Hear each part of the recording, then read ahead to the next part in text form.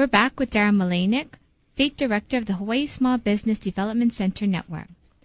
So Darryl, prior to getting involved with the SBDC and also getting involved with the University of Hawaii, you started 3 businesses on the mainland, one going public, which was a high-tech company. Could you tell us a little bit more about those other entrepreneurial experiences that you had? I have a fair amount of background in business. The first business I was involved in, prior to that, actually, I'd been a librarian. I'm a professional librarian as well, and I have an MBA. But I'd been a librarian, worked at the Los Angeles City Public Library for 2 years.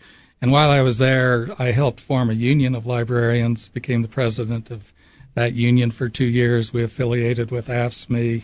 And AFSCME was moving in one direction, I was moving in another, and I decided that it would probably be a good time for me to move on to other things. At that time, my father had developed a business, and I became general manager of that corporation. And I spent about 5 years doing that, and that was my first real experience with business. Could I ask, what was that doing? It was a Kentucky Fried Chicken store, but it was developed into 4 stores, small warehousing operation, and it was located in Southern California. Wow, those are the most expensive franchises, I think, aren't they? Well, they weren't back in those days. It was a rather unheard of franchise at that time. This was very early in the history of that company. But it was a business that took off almost immediately, and it was not difficult to open additional stores, to build the business, and eventually to sell it very profitably. Oh, so he sold it, and then you went on to the high-tech venture. I went on to opening a licensed business called the Headquarters Companies, which provided executive suite services, and I operated that for about 10 years. And 5 years into doing that, I opened the high-tech venture, which was providing, it was creating what have since come to be called intelligent buildings. We would pull cables in mid-rise buildings and bring in the data and telephony. We owned the switches in the buildings, for instance, and we would provide services to the tenants of the buildings.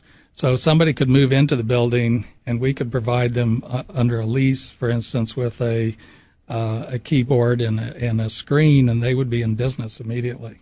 And so it made it very easy for people to come in and out of these buildings. And you also control the pipe. That's right, we did. Right. So we were reselling long distance and things of that kind too. And this was very early. This was in 1985 approximately to 1990. Wow, that's it, kind of the beginning stages. It was very much in the beginning stages, and it was before high tech was commonly invested in, and we learned a lot about that. So when you guys went public, then you didn't want to retire? We went public in a very strange way. We did a reverse merger, and it did not result in very much extra funding for us. Throughout this whole period, we were underfunded. We're ahead of the technology. We were creating kind of a virtual local area networks long before they really existed. We ran into some software problems in making that work. So as a company, in some ways, it was ahead of its time, and eventually we closed it. So what did you learn from that experience that you've kept with you today and has helped you? Well, I learned the value of perseverance. I learned how much power one has when they have nothing left to lose, which is considerable. I learned that you can also very easily, or maybe not easily, but if you work at it, you can recover and go on.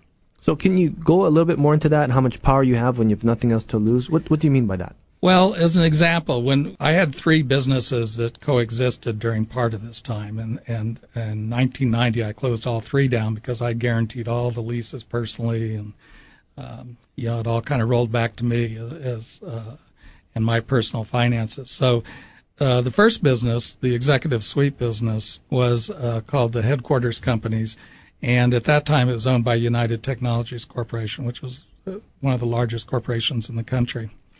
And I ended up fighting what to me was a major legal battle against them, which I eventually won in the California appellate courts. And as a result of that, the licensees were able to buy the license and became themselves the licensor. So they controlled this organization entirely themselves. There were about 100 of them. And so that became a very good operation for all of them. My problem was I'd paid for this legal expenses, which at that time was about $100,000, which was pretty real money in those days. And that had greatly weakened my company in terms of that. So I had a number of choices, one of which was to expand and create a company that other people would possibly want to invest in. And that was the genesis of creating this high-tech company. So you pulled it back out, and I did for a while. Was not able to sustain it.